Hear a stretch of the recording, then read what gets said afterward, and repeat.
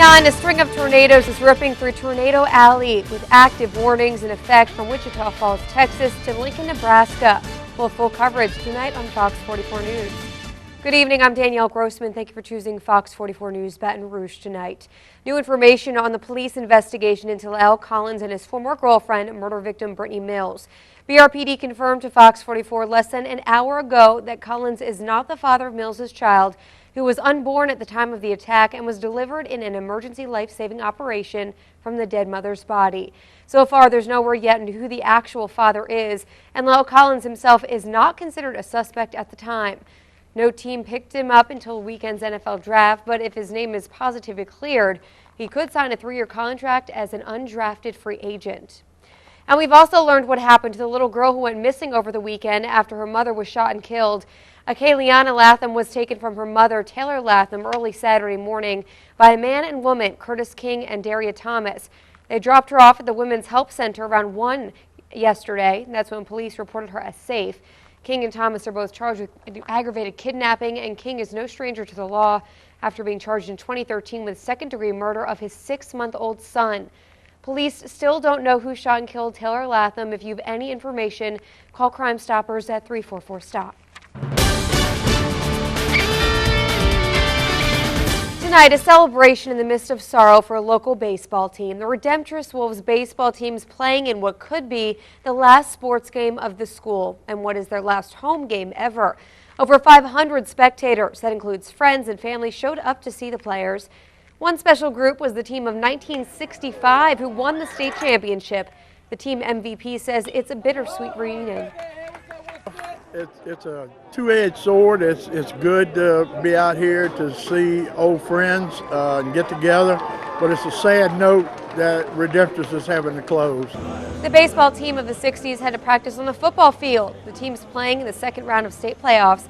They want to add another championship for the school, and for all the fans, it's another chance to show school pride one last time. Last day for Redemptress High is June 30th. Mayor Kip Holden announced 5 new film projects today that are being shot right here in the capital city. They're just the latest additions to an industry that is flourishing here in Louisiana. Our Jason Dumas has more. 4 television series have or will start production here in Baton Rouge. Those series will bring 960 jobs to our city.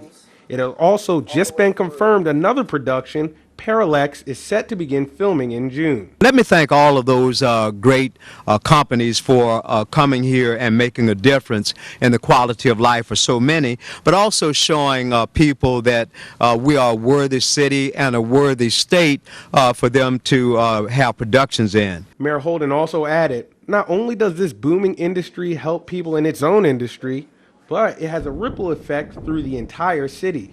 Stephen St. Cyr, CEO of a graphics company in town, can attest to that. We sold over $1 million worth of products and goods and services to the film industry through our small little company, Vivid Ink Graphics. And through that, we were able to hire 8 additional people that we otherwise wouldn't have been able to hire. That's 8 good paying jobs with benefits that work right here, right down the street at 8640 Airline. To help cater this ever-growing industry here, a Baton Rouge chapter of NOVAC, a nonprofit organization that gives training to people seeking to work in the film industry, was started. That way, residents are properly trained for the jobs coming in.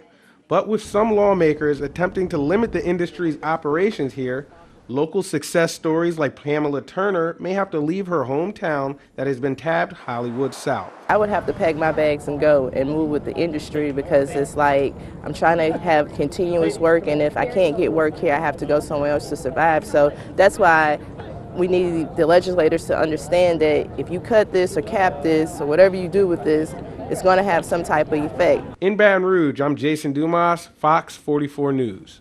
All of the new projects coming to Baton Rouge are slated to be shot and produced this summer. The goal is to have more projects lined up by the time those are finished, so the job market continues to flourish.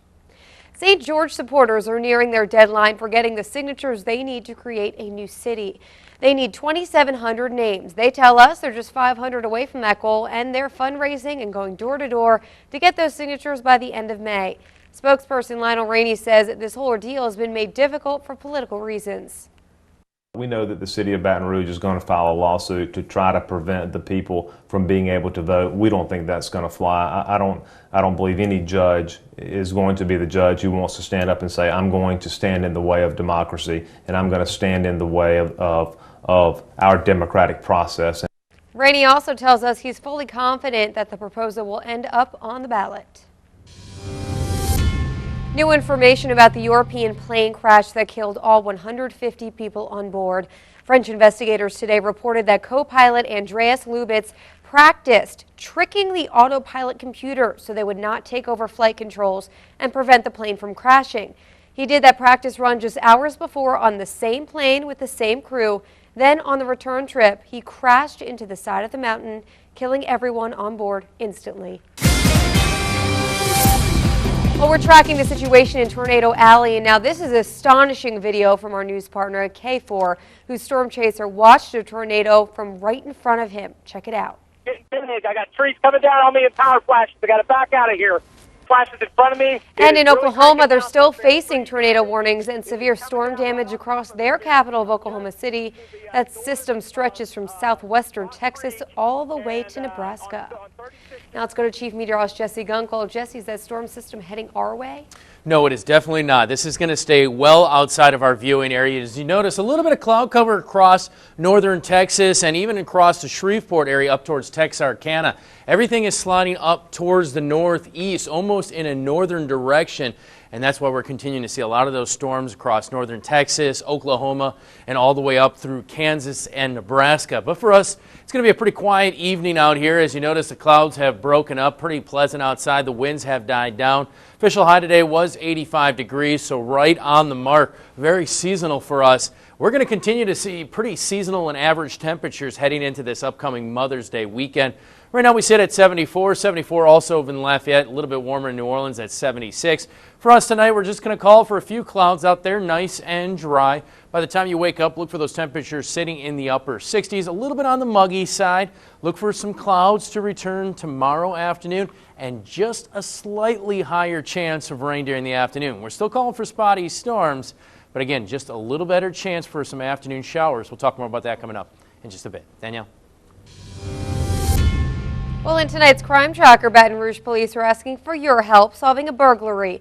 They say the people in these pictures broke into the Latino supermarket on Florida Boulevard and stole groceries and cash. That break-in happened April 25th, and if you can help, please call Crime Stoppers. Now this man, 23-year-old Courtney Jones, is behind bars tonight for allegedly hurting a child. Deputies responded to a 911 call in Breaux Bridge where an infant had a possible head injury. The baby was taken to the hospital for treatment. Jones was arrested and charged with 1 count of second-degree cruelty to a juvenile. He was booked into the St. Martin Parish Correctional Center and no bond's been set just yet. It's sad but notorious fact that our I-10 corridor is a magnet for human traffickers. So today, women of faith came all the way from Rome to work on stopping this vicious cycle. Nuns came together at the state police compound here in Baton Rouge. They're creating a shelter where victims of trafficking, of whom 80% of women and children. They told us they're here to give new life to those who can't stand their old lives anymore. I think that it's very important to offer them opportunities, because we know that even though these young people say that they are there because they want to be there, it is not true. What we try to offer them is shelter, the opportunity to regain their life, their youth, their hope, so that they can really start a new life. Sister Eugenia, who just spoke, is from Italy, and she's been all over the world, from Kenya to New Jersey. She's worked in over 100 human trafficking shelters in 30 different nations. Right now, over 38 million people across the globe are enslaved by traffickers, which could soon become the most profitable criminal activity in the world. That's why Sister Eugenia wants to put a stop to it. Well, today at the Capitol, lawmakers are trying to put a stop to sex-based abortions. That's where a woman decides to abort her fetus because it's a girl when she wants a boy, or vice versa.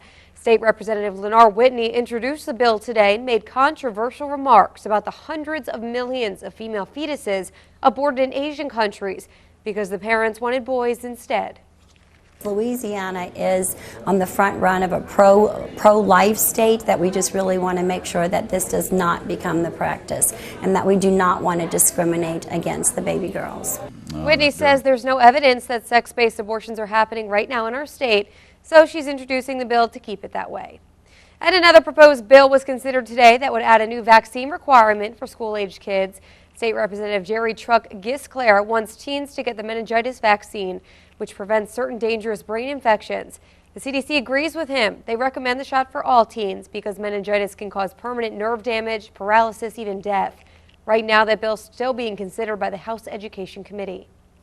Coming up on Fox 44 News at 9, millions of people know who Mike the Tiger is, but he lives a secret life that only a few people get to see.